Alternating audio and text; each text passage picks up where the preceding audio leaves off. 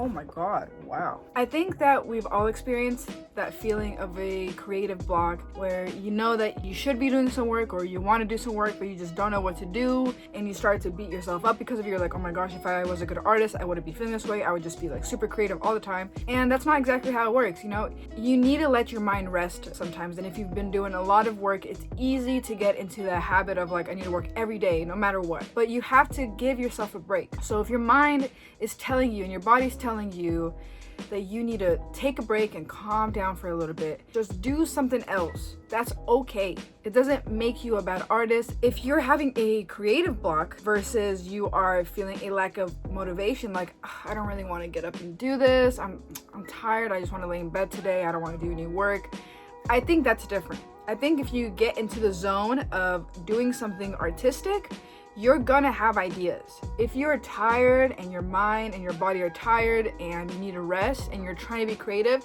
your mind and body are gonna try to get you to rest. That's why sometimes it's hard for you to come up with ideas. But if you genuinely want to get some work done and you're like, I don't know what to do, you just have to be super confident in the choices that you have made in the past of the type of work that you made and just apply that confidence to what you're doing. So number one, I would say, is look back at your old work. If you have a sketchbook, look back at your sketchbook, revisit those works, spice it up, maybe make an entire painting out of an old little sketch you have. That's your work and you're just going to be bringing life into it. And that can be a really fun thing to do, is to bring life into an old piece. Number two is, let's say that you look through your old sketchbook and you're like, I don't want to do any of this. This is all horrible work. I don't want to do this. Go online onto this one website right here, and it gives you a random suggestion of things to do. You can keep clicking until you find one that you like, or just click the first one and just challenge yourself. For example, I painted in my last video, I painted an avocado on fire. Or I don't know if it's my last video, but the video on testing TikTok hacks, I painted an avocado on fire. Actually, let me go get it. Oh my God, wow. Boom. Okay, so I painted this little avocado on fire. Just so simple, and I think this turned out really cute. And this took me like 1 minute, 2 minutes to make. So go online, try to find one of those random word generators, something like that. Get that creative juice flowing. It's okay if you make something and you don't like it in the end.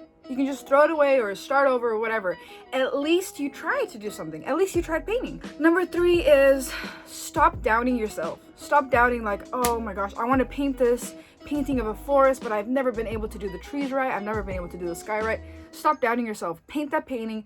Let's say it turns out horrible. It's ugly. You're like, oh my God, I knew this was gonna be bad. At least you got the practice in. The more you practice, the better your pieces are gonna be.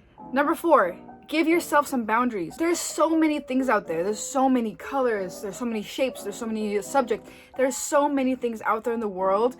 That's why it feels overwhelming sometimes. That's why sometimes you're like, I really don't know what to paint. I don't know if I should paint a person or this, and there's just so many things going on. Give yourself some boundaries, and I promise you it'll be easier. For example, I can only use the colors red and white.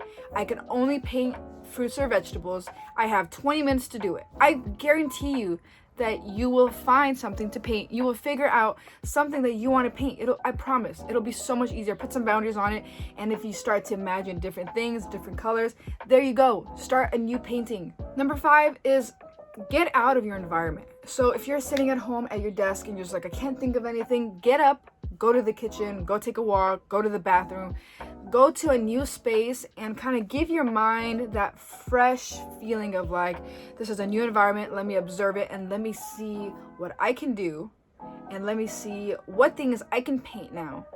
Give yourself a creative boost, a little spark. Number 6 or 5 or one of those is avoid a creative block from even happening. And I'm sure that you guys are saying like, well, there's always gonna be creative blocks that happen. And to some extent, yes, there will be some sort of a creative block that's happening, but you have to let your body and your mind rest. If you're constantly feeding it things that it has to do and you're not giving it a break, your mind is gonna get tired. Your brain is gonna feel flabbergasted and get tired and just be like, oh, I don't want to do this anymore. You have to take a break. You have to give your body a period of time where it can just relax. Stop pushing yourself so hard. Number 6 or 7 is read a book. You can get some amazing ideas from books. You can read nonfiction books or fiction books, and then you can take a scene that you really like, and then you can draw it or paint it or sculpt it. Do something based on it. For example, if you are reading Harry Potter, try to open to a random page, read a paragraph, and try to draw that. And you might be like, I don't really want to do that, but that's you doing that is going to spark the creativity. It's going to keep it flowing. It's going to make you think in a different way. It's going to force you to think in an artistic way. And then from there, boom, you're golden. You're going to get ideas. You're going to be able to paint and draw, and you're going to be able to be open and be creative. The next one, which is either 6 or 7, is try to listen to music. Sometimes you're just in a quiet room, everything's still, everything's stiff, and you're trying to make something amazing. You're just like, I don't know what to do.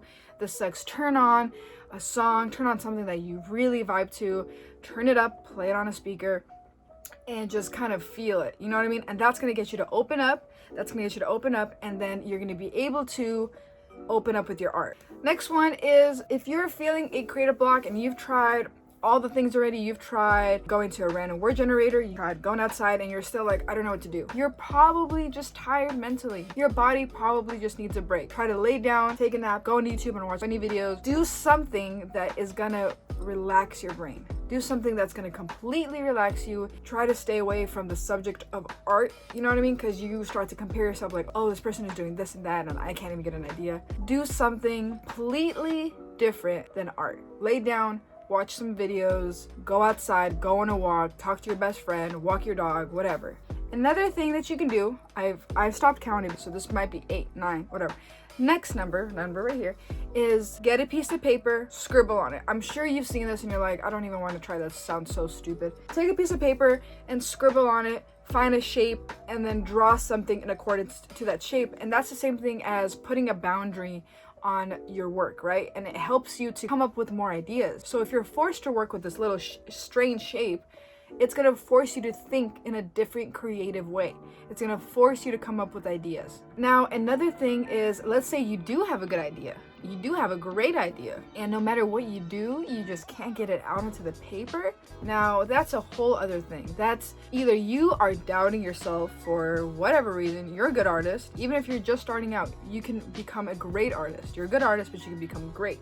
If you have an idea and you're having a hard time putting it on the paper, stop doubting yourself. Have confidence that what you're doing is either going to A, bring you experience and help you to work.